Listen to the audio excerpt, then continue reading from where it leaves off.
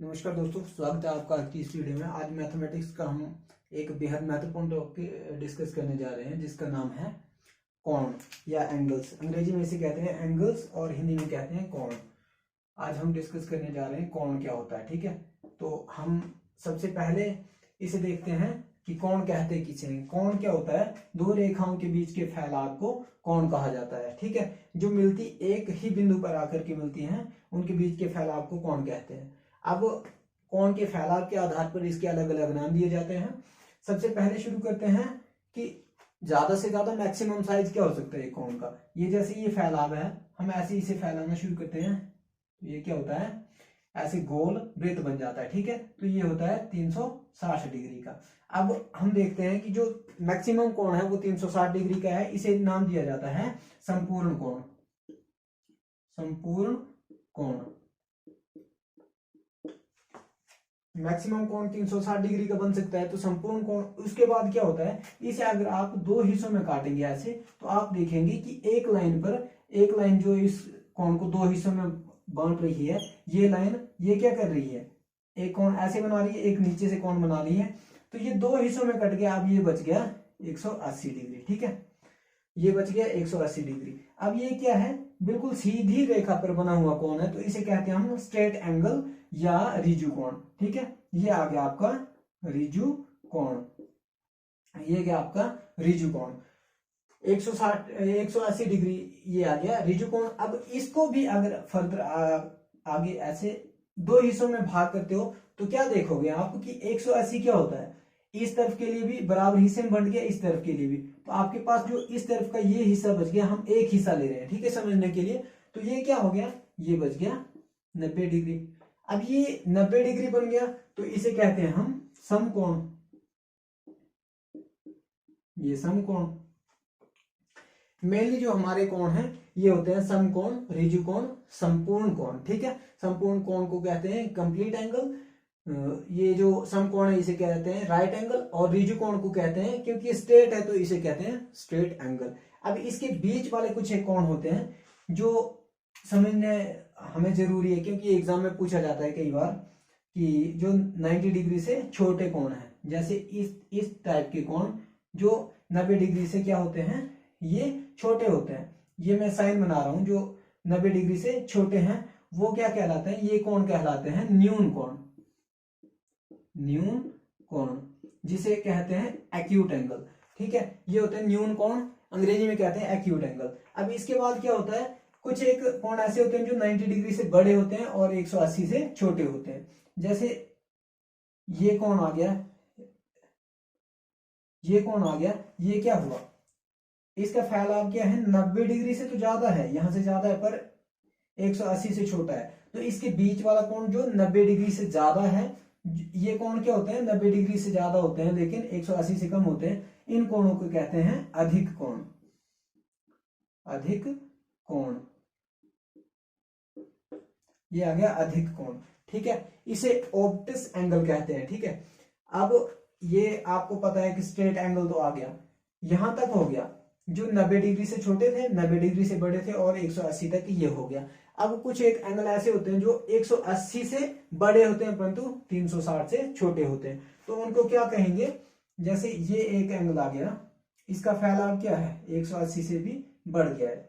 ये 180 ऐसे आता है ना, तो ये यहां से बढ़ गया है, मान लीजिए 270 ही है। ठीक है, अब ये क्या हो गया, 360 से कम है परंतु 180 से ज्यादा है, तो ऐसे एंगल्स को कहते हैं reflex angle. REFLEX, reflex angle, angles. ठीक है, ये क्या होते हैं, बृहद कोण बोलते हैं जिनको, बृहद कोण।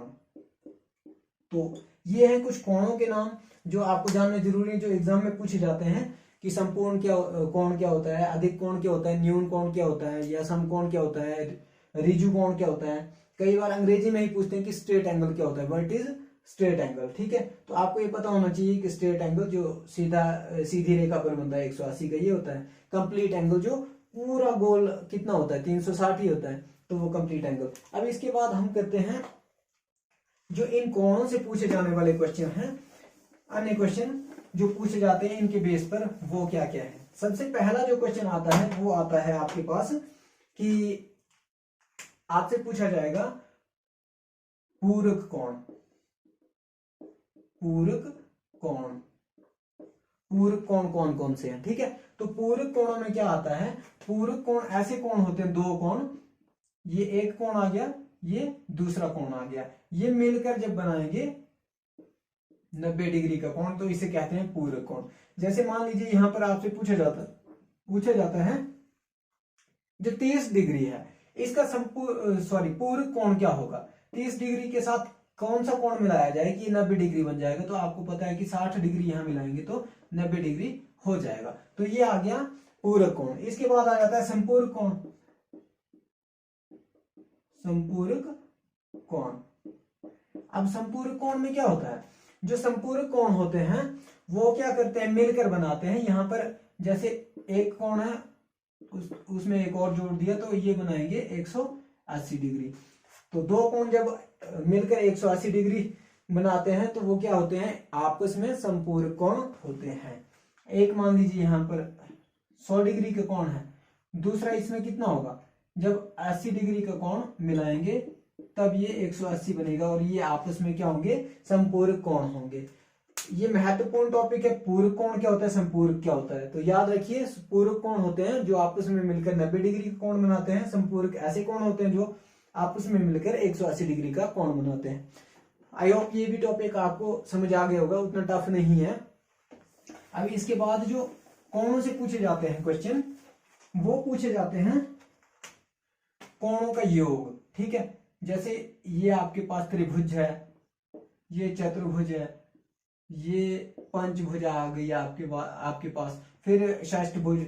इसमें क्या होता है कि आपसे कोणों का योग पूछा जाता है, जो ये कोण है ये और ये तीनों कोणों का योग बताइए, यहाँ चारों कोणों का योग बताइए, यहाँ पांचों कोणों का योग बताइए। तो आप कैसे करोगे, इसके लिए एक सिंपल शॉर्ट ट्रिक है। जो इसकी भुजाएं होती हैं, इसकी भुजाएं मान लीजिए त्रिभुज, चतुर्भुज या पंचभुज, त्रिभुज का ही करते हैं हम सिंपल। त्रिभुज की जितनी भुजाएं होती हैं, 3 भुजाएं होती हैं हमें पता है, उसमें से 2 माइनस करना है। जिस भी भुज का पूछा होगा, चतुर्भुज, पंचभुज, षष्ठभुज, बाहुभुज, जितनी भी भुजाएं होंगी उसमें से आप 2 माइनस कर दीजिए, गुणा 180 कर दीजिए, 180 डिग्री, ठीक है। 3 में से 2 गया तो 1 गुणा 180 डिग्री। अब क्या हो जाएगा, ये 180 आंसर आ जाएगा। 180 डिग्री आ गया इसके सारे कोणों का योग, तीनों कोणों का योग। अब मान लीजिए आपसे पूछा जाएगा एग्जाम में कि एक कोण का निकालिए, एक कोण कितने का होता है। अब एक कोण निकालने के लिए आप क्या करोगे कि 180 को 3 हिस्सों में जब डिवाइड करोगे तो क्या आ जाएगा, इसका एक कोण आ जाएगा जो 60 डिग्री होगा, ठीक है।